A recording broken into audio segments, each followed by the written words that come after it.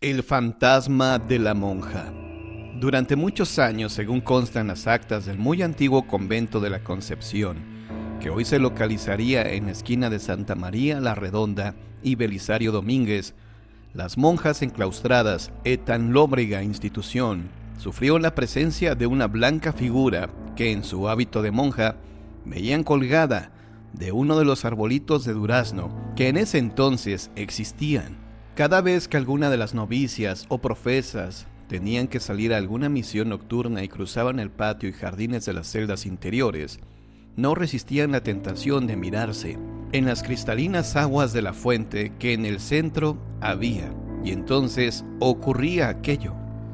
Tras ellas, balanceándose el soplo ligero de la brisa nocturnal, veían aquella novicia pendiente de una soga, con sus ojos salidos de las órbitas y con su lengua como un palmo fuera de los labios retorcidos y resecos. Sus manos juntas y sus pies con las puntas de las chinelas apuntando hacia abajo.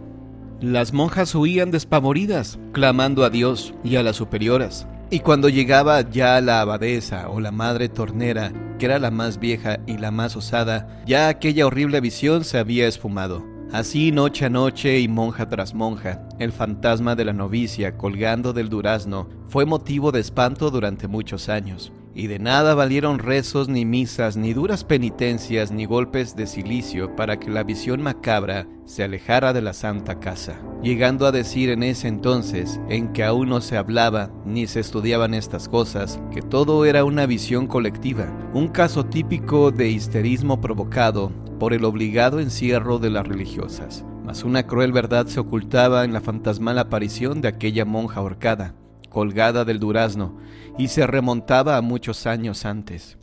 El convento de la Concepción fue el primero en ser construido en la capital de la Nueva España, apenas 22 años después de consumada la conquista, y el primero en recibir como novicias a hijas, familiares y conocidas de los conquistadores españoles.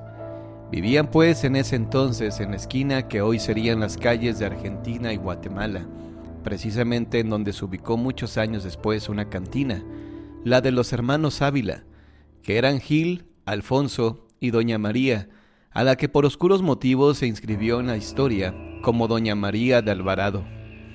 Pues bien, esta Doña María, que era bonita y de gran presencia, se enamoró de un tal Arrutia, mestizo de humilde cuna y de incierto origen, quien viendo el profundo enamoramiento que había provocado en Doña María, trató de convertirla en una esposa, para así ganar mujer, fortuna y linaje. A tales amoríos se opusieron los hermanos Ávila, sobre todo el llamado Alonso de Ávila, quien llamando una tarde al irrespetuoso y altanero mestizo, le prohibió que anduviese en amoríos con su hermana.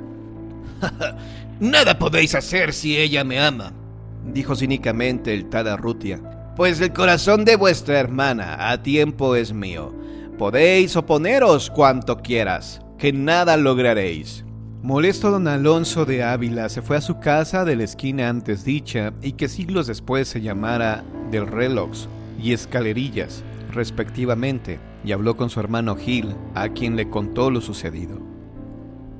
Gil pensó en matar en un duelo al bellaco que se enfrentaba a ellos, pero don Alonso, pensando mejor las cosas, dijo que el tal sujeto era un mestizo despreciable que no podría medirse a espada contra ninguno de los dos, y que mejor sería que le dieran un escarmiento.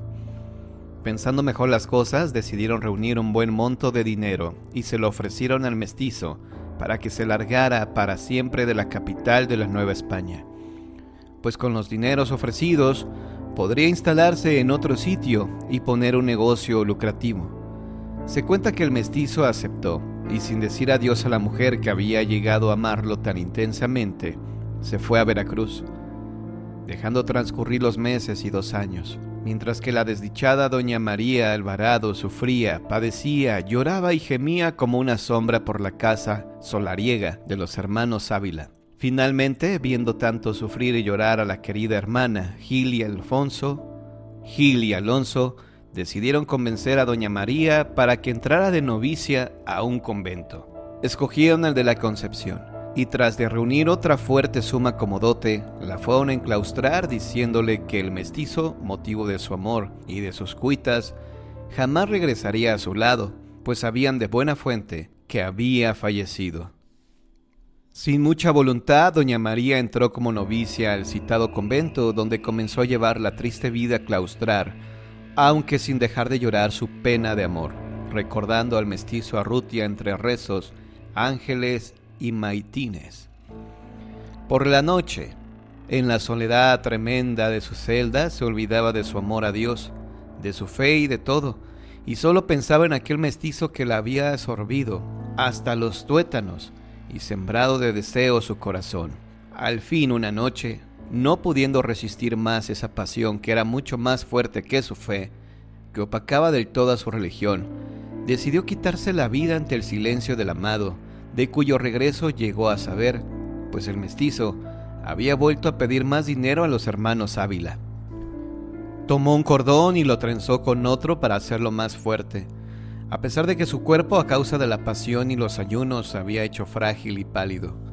Se hincó ante el crucificado, a quien pidió perdón por no poder llegar a desposarse al profesar, y se fue a la huerta del convento y a la fuente. Ató la cuerda a una de las ramas del durazno y volvió a rezar pidiendo perdón a Dios por lo que iba a hacer, y al amado mestizo por abandonarlo en este mundo. Se lanzó hacia abajo. Sus pies golpearon el brocal de la fuente y ahí quedó basculando, balanceándose como un péndulo blanco, frágil, movido por el viento. Al día siguiente, la madre portera fue a revisar los gruesos picaportes y herrajes de la puerta del convento y la vio colgando, sin vida. El cuerpo ya tieso de María de Alvarado fue bajado y sepultado esa misma tarde en el cementerio interior del convento, y ahí pareció terminar aquel drama amoroso. Un mes después, una de las novicias vio la horrible aparición reflejada en las aguas de la fuente. A esta aparición siguieron otras, hasta que las superiores prohibieron la salida de las monjas a la huerta, después de puesto el sol. Ahorcada doña María de Alvarado, sus dos hermanos Gil y Alonso de Ávila se vieron envueltos en aquella conspiración encabezada por don Martín Cortés, hijo del conquistador Hernán Cortés, por lo que fueron encarcelados, juzgados sumariamente y sentenciados a muerte el 16 de julio de 1566, montados en cabalgaduras vergonzantes, humillados y vilipendiados. Los dos hermanos Ávila fueron conducidos al patíbulo, donde fueron degollados. Por órdenes de la Real Audiencia y en mayor castigo a la osadía de los dos Ávila, su casa fue destruida y en el solar que quedó se aró la tierra y se sembró con sal.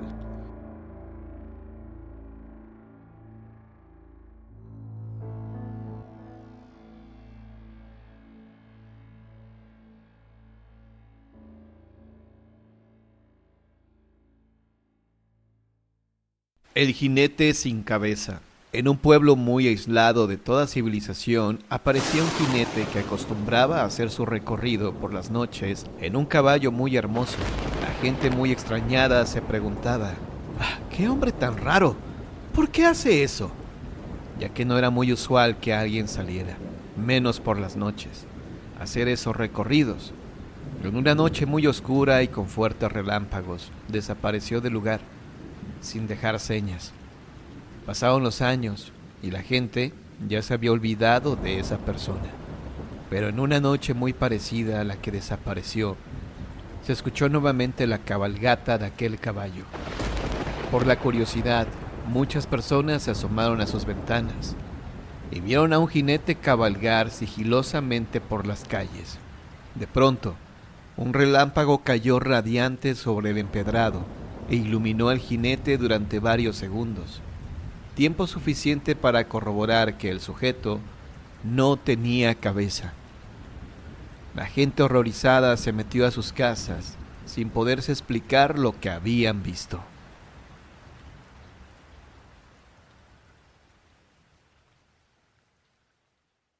La mujer al lado de la cama. Desde chica siempre vi espectros, gente sin vida, espíritus de todo tipo. Los veo todos los días y hasta hay veces que los confundo.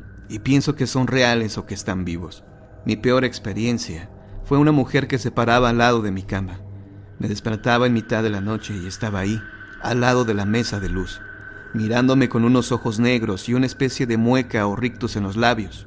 Nunca supe si estaba sonriendo o era una expresión de sufrimiento. Desde hace 3 meses la veo casi todas las noches, siempre al lado de mi cama.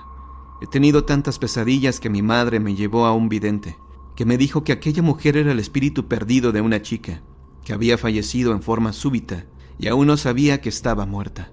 Dijo que esa chica se paraba al lado mío porque anhelaba mi vida, quería meterse en mi cuerpo para sentirse viva otra vez.